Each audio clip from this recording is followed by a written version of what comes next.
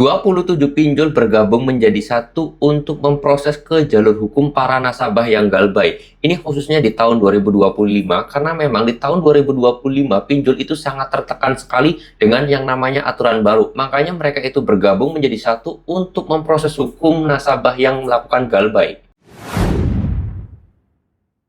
Assalamualaikum warahmatullahi wabarakatuh teman-teman semuanya. Pada kesempatan video kali ini saya ingin membahas tentang berita yang lagi viral banget, yaitu 27 pinjol memproses ke jalur hukum untuk nasabah yang sedang galbay.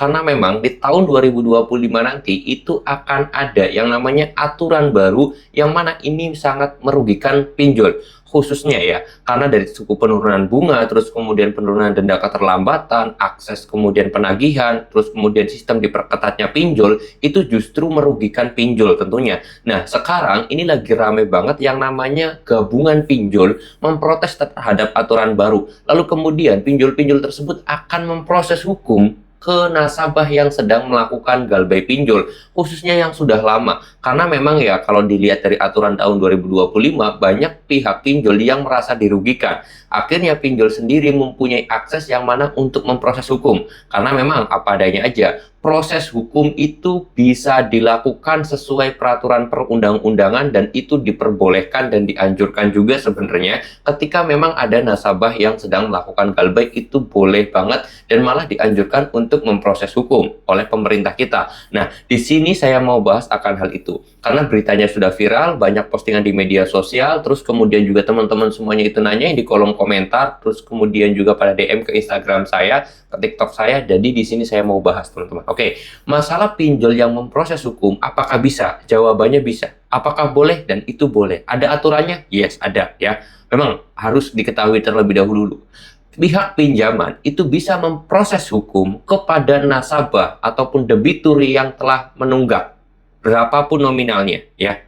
Dari mulai 100.000 bisa bang, bisa. Dari mulai 5 juta bisa bang, bisa. 100 juta apalagi ya. Itu semuanya bisa teman-teman. Itu perlu dicatat. Tetapi ada beberapa hal yang harus kalian ketahui terlebih dahulu ketika pinjol tersebut ingin melakukan ke jalur proses hukum. Pertama, sistemnya seperti apa dan yang lain sebagainya. Pertama, di sini yang menurut saya agak tidak mungkin pinjol itu bakal mengajukan ke proses hukum. Nah, proses hukum ini dalam artian perdata ya, bukan pidana, teman-teman. Kalau pidana itu nggak ada usulnya, nggak ada teorinya. Namanya pinjaman itu nggak ada yang namanya proses pidana, tapi adanya proses perdata.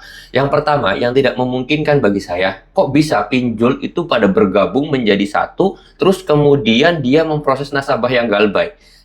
Kenapa kok nggak mungkin? Karena ya pinjol itu kan kompetitor. Aku laku dengan si pinjam pasti mereka berdua adalah kompetitor gitu kan.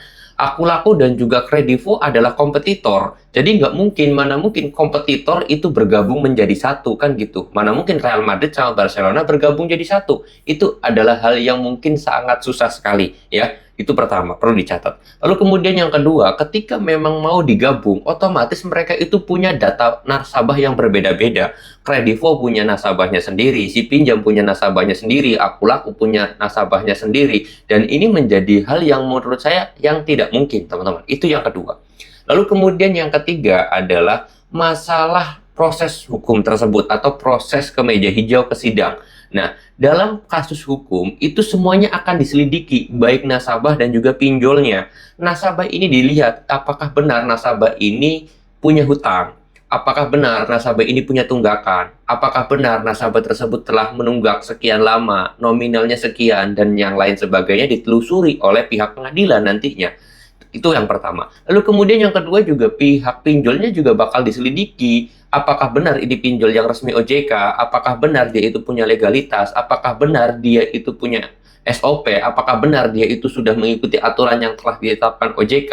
Nah, dari situlah pinjol sendiri sudah minder, sudah malu, sudah ketakutan untuk mengajukan ke proses hukum. Kenapa? Karena sekarang tuh sebenarnya ya pinjol juga malu, pinjol juga takut kalau memang benar-benar diselidiki. Karena kasus di lapangan, banyak sekali pinjol-pinjol yang tidak sesuai aturan OJK. Banyak sekali pinjol-pinjol yang keluar dari jalur hukum. Contoh kayak iklan, terus kemudian bunga, terus kemudian denda keterlambatan, cara penagihan, mereka semuanya sudah keluar dari jalur hukum. Nah, oleh sebab itu, ya mana mungkin pinjol mau mengajukan ke proses hukum.